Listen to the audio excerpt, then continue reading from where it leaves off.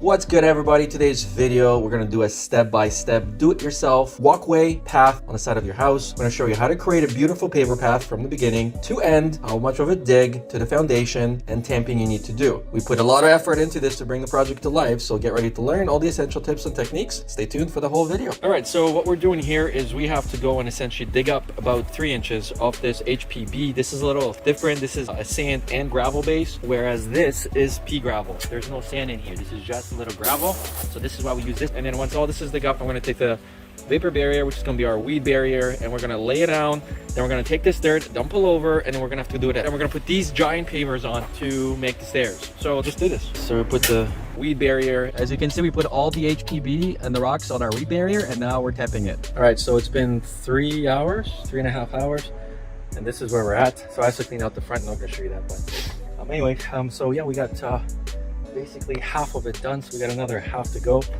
basically right over here and up to here. So it's all tamped down. You can see that it's on a little bit of a slope. Fabric's in, and so this is essentially ready for pavers. As you can see, we are placing the paver on tempered HPB. Paver needs to be placed equally distanced between all the other ones. You also want to tamper around the pavers. This way it's going to ensure that the paver is placed perfectly. So that is about $330 worth of rock. And now we got to spread this on. All right, so now we're taking all the white rocks, we're putting them in between bit by bit, and then we're going to order more and fill them in all the way until the end. And we're still doing that side.